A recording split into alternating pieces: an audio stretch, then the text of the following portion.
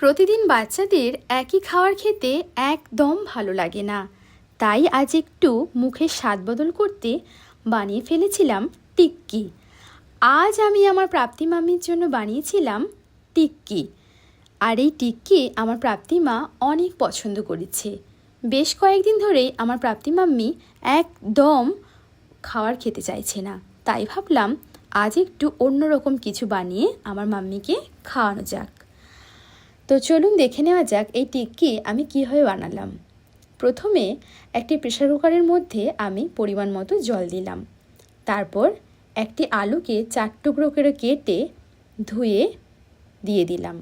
এবার আমি দিয়ে দেব একটি ভুট্টা।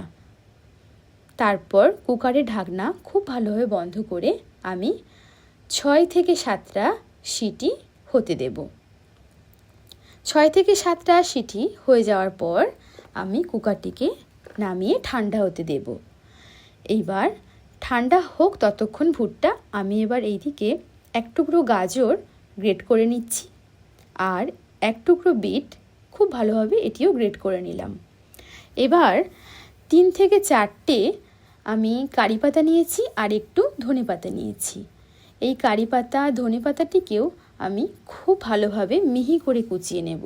কারি পাতা ধনে পাতা খুব ভালোভাবে কুচোতেই হবে, না হলে বাচ্চাদের মুখে পড়লে একদম বাচ্চারা খেতে চাইবে না, তখন কিন্তু পুরো খাবারটাই ফেলে দেবে। তাই এটি খুব ভালোভাবে কুচিয়ে নিতে হবে। ধনে পাতাটা খুব ভালোভাবে স্বাদ আনবে টিক্কির মধ্যে, আর কারি পাতা খুব ভালো একটি স্মেল দেবে।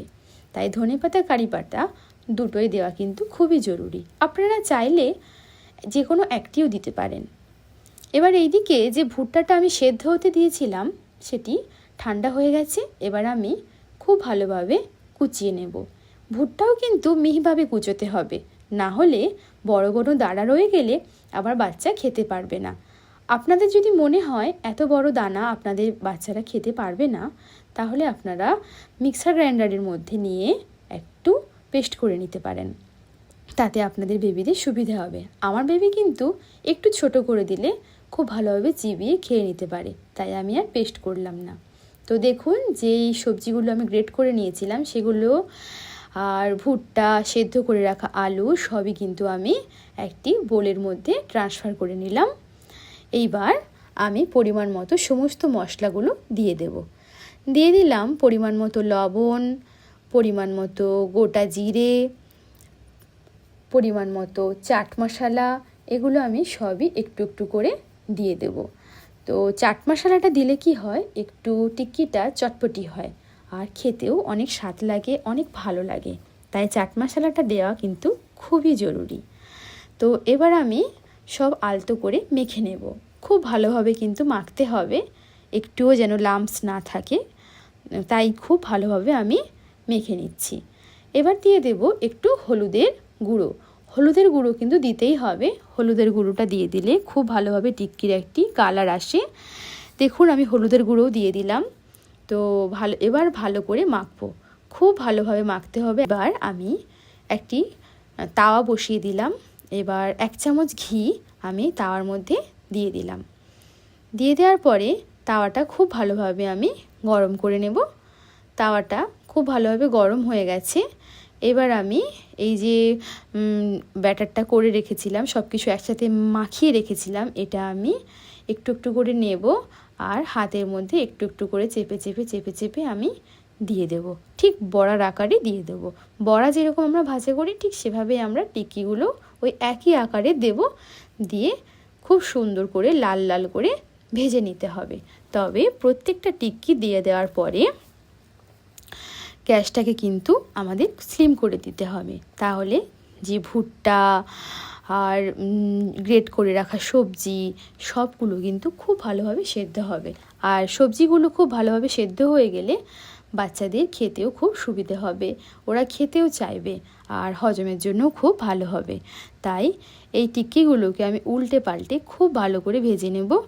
আর দেখুন খুব সুন্দর লাল লাল লাল লাল করে ভাজা হয়ে গেছে আমার। তো এবার আমি এর ওপরে আর একটু ঘি ছড়িয়ে দিলাম। ঘি দিলে কি হবে, খেতেও যেমন টেস্টি হবে আর টিক্কিটা খুব ভালো করে ভাজাও হয়ে যাবে। তো এবার আমি ভালো করে প্রত্যেকটা টিক্কির ওপরে ঘিগুলোকে এভাবে মাখিয়ে দিলাম। ঘিটা খুব ভালোভাবে মাখিয়ে দেওয়ার পরে আমি গ্যাসটাকে বন্ধ করে জাস্ট 5 মিনিটের জন্য রেখে দেব। 5 মিনিট পরে এটা খুব সুন্দর ঠান্ডাও হয়ে যাবে আর বেবি খেতেও পারবে। তো দেখুন আমি বন্ধ করে দিয়েছিলাম গ্যাস। এবার আমার প্লেটে করে নামিয়ে আমি আমার মেয়ের কাছে নিয়ে চলে এলাম। আমার প্রাপ্তি মাম্মি হাত দিয়ে দেখছে, কিন্তু হালকা হালকা গরম থাকার জন্য ও পুরোপুরিভাবে নিতে পারছে না।